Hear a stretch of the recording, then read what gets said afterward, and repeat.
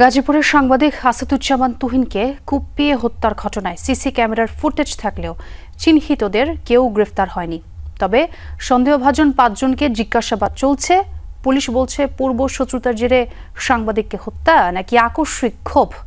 এই ঘটনায় আহত বাদশা মিয়ার সাথে ওই নারীর সম্পর্ক কি সেটি জানা গেলে হত্যার মোটিভ বের হবে। বিস্তারিত রাব্বি সিদ্দিকীর রিপোর্টার। গাজীপুরের চৌরাস্তা এলাকায় শত শত মানুষের সামনেই স্থানীয় সাংবাদিক আসাদুজ্জামান তুহিনকে কুপিয়ে হত্যা করে একদল দুর্বৃত্ত।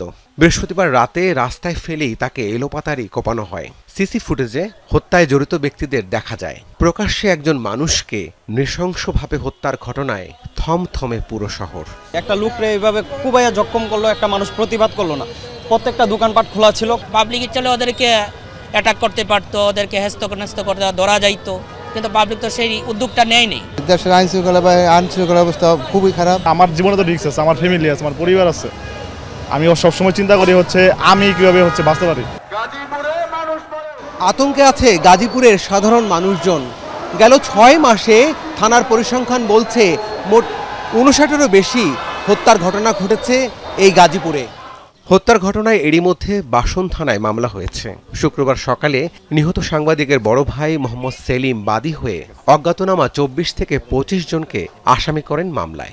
দৃষ্টান্তমূলক শাস্তি চান তিনি। তুহিনের সহকর্মীদের দাবি এটি পূর্ব পরিকল্পিত হত্যাকাণ্ড। কি পরিকল্পনা থাকো, হাত কেটে বলতো বেঁচে থাকতো, জানা কেটে বলতো, একটা প্রমাণ করে বেঁচে থাকতো বাইরে করে। আমি দৃষ্টান্তমূলক শাস্তি চাই। তুহিনকে যদি একটি পা কেটে ফেলতো, হাত কেটে ফেলতো, আমি সম্পাদক হিসাবে স্বাভাবিক মেনে নিতে পারতাম। কিন্তু যখন তাকে কুবিয়ে হত্যা করছে, ঘাড়ে কুবিয়েছে, আমার কাছে মনে হয়েছে হত্যার যে সিসি ফুটেজগুলি দেখেছি এটি পরিকল্পিত। এর নাম যে ফয়সাল, এটাও আমি জানতাম না। এই ছেলেটার নাম যে ফয়সাল, এটাও আমি জানতাম না। তবে ছবিতে আমি আইডিয়া করছি, ছবিতে আমি দেখে চিনতে পারছি যে ঈদের মধ্যে এই ময়মনসিংহ রোডে ডিউটি করছে। সিসিটিভি ফুটেজে দেখছি শাপলা ম্যানশনের বারান্দায়, হ্যাঁ, যে লোকটাকে সাদা শার্ট পরা লোকটাকে যে কুবাচ্ছে এই ফয়সালি, এবং এই ছবির সাথে আমরা মিলাইয়া দেখছি এইটা সেই ছেলেটাই। পুলিশের ধারণাও হত্যার পেছনে রয়েছে অন্য রহস্য। ভিডিওতে দেখা নারীকে পাওয়া গেলে মিলবে হত্যার মোটিভ। ইঙ্গিত থাকতে পারে হানি ট্র্যাপও। পুলিশ জানায় সিসি ক্যামেরার ফুটেজ দেখে ৪ থেকে ৫ জনকে শনাক্ত করা গেছে, যাদের কেউই স্থানীয় নন।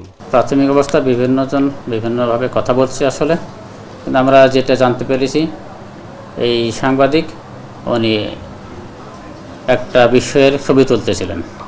ছবি তোলার প্রেক্ষিতে তার উপর ক্ষিপ্ত হয়ে তারা একে এসে হত্যা করেছে। আহত বাদশা মিয়ার কাছ থেকেও তেমন তথ্য পাওয়া যায়নি। তার সাথে ওই নারীর কেমন সম্পর্ক চলছে সেই তদন্ত। বাদশা যে ছেলেটা ছিল, বাদশার সঙ্গে যে বাগবিতণ্ডা ছিল বা হাতাহাতি হয়েছে, তারপরেই তো আসলে মূলত ওই ছবিটা ওটাকে কেন্দ্র করে মূলত এটা হয়েছে। তাকে আমরা জিজ্ঞেস করেছিলাম, সে তো আহত ছিল, সে আসলে তেমন কথা বলতে পারে না। আসলে হামলাকারীদের গ্রেফতারে অভিযান চলমান। সন্দেহভাজনদের জিজ্ঞাসাবাদ করা হচ্ছে। পুলিশের দাবি দ্রুতই জানা যাবে নৃশংস এই ঘটনার প্রকৃত কারণ। সিসিটিভি ফুটেজ দেখে আমরা মোটামুটি আসামিদের শনাক্ত করতে পেরেছি। রাব্বি সিদ্দিকী, যমুনা নিউজ, গাজীপুর।